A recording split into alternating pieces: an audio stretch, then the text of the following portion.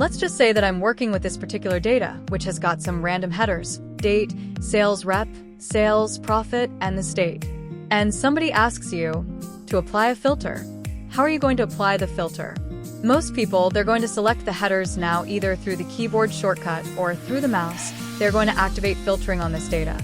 So I'm going to use the shortcut Control-Shift-L, and you hit the filter, and then you uncheck everybody, or you type AO, and then you filter down to AO now.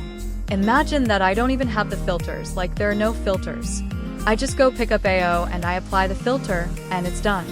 Now what did I do? I'm going to teach you that now there is a very interesting trick, AutoFilter, and a couple of babies of AutoFilter that I will discuss with you now. So how do you activate AutoFilter? What you will do is that you go over to the Quick Access toolbar and then hit the drop down to customize this. So once you customize the Quick Access toolbar, we're going to go over to More Commands. More Commands actually allows you to access the Quick Access toolbar, and what is kept right here, anything that you keep on the Quick Access toolbar, you can access that very, very quickly. We're going to keep something called as AutoFilter, which was available back then in Excel, but now it's behind the scenes, it's in the settings. So let's just go activate that. I'm going to go ahead and change the popular commands to commands not in the ribbon. And here I will go search for something called as AutoFilter. AutoFilter means filter by selection. I could select the cell and apply a filter. So AutoFilter is right here.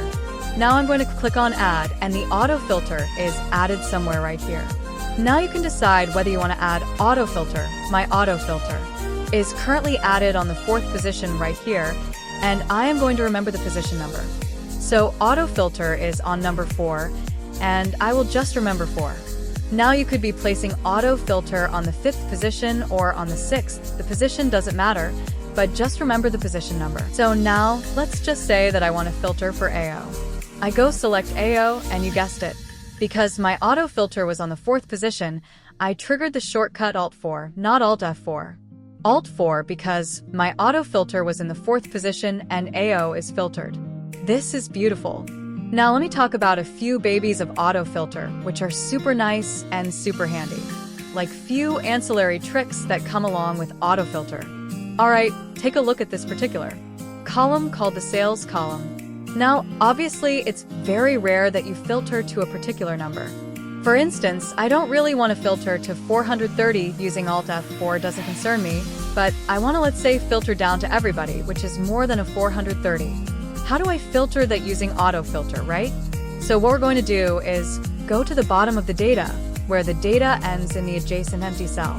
That's where you're going to write your filter condition, like literally type it down in a cell. So I will say greater than or equal to 430. That's my filter condition. Now you're going to go back to that cell and then trigger your AutoFilter shortcut Alt-4, and you are kind of good to go. And this is all the data, more than 430. This is amazing.